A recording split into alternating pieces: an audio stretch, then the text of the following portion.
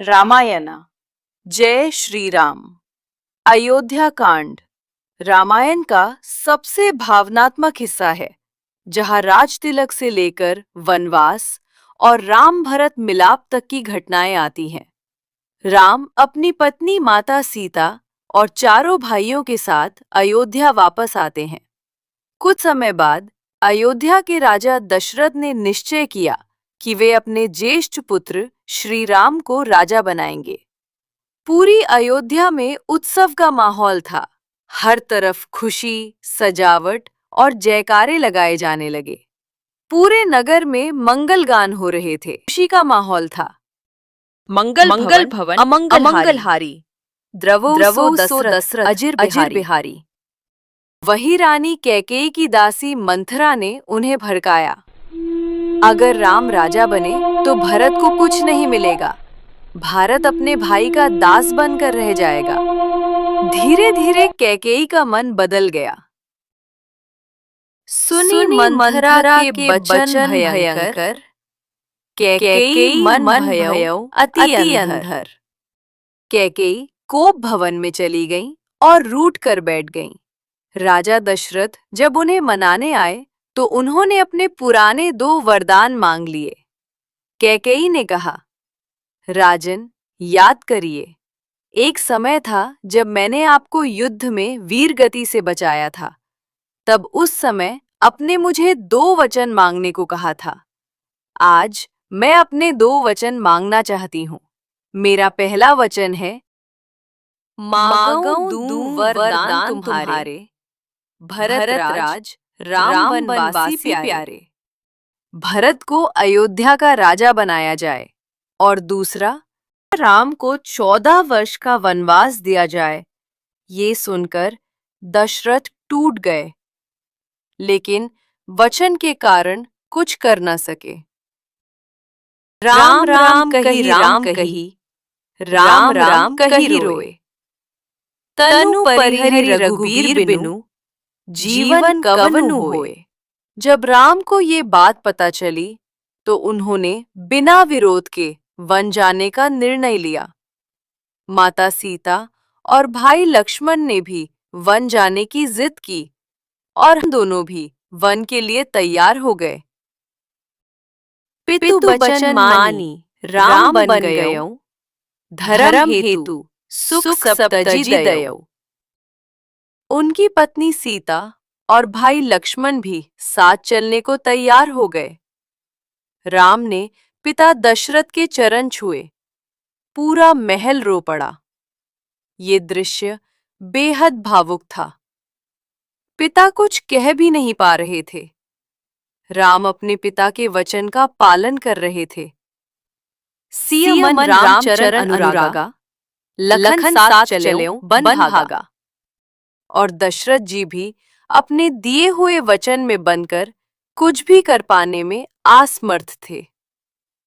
राम, सीता और लक्ष्मण साधारण वेश में अयोध्या छोड़कर वन की ओर निकल पड़े। जब राम अयोध्या से जा रहे, कुवत नगर नर नारी सब, भय बिकल नर नारी। राम बन गवन सुनी, भय सबदु भारी।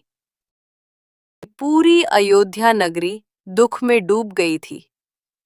अयोध्या की जनता उनके पीछे पीछे रोती हुई चली।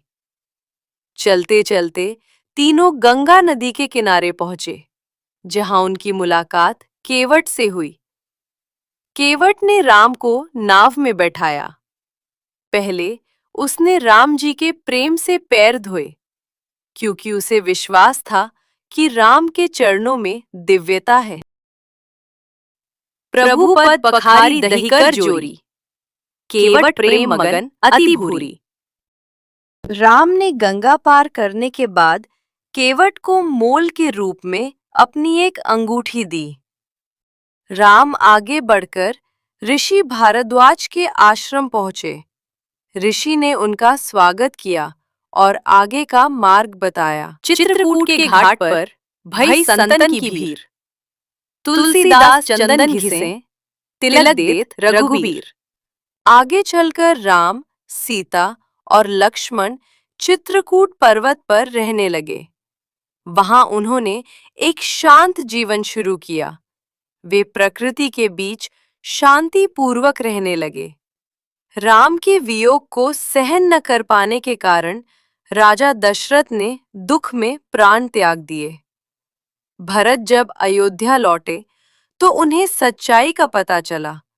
वे बहुत दुखी हुए और अपनी माता कैकेयी से नाराज हो गए।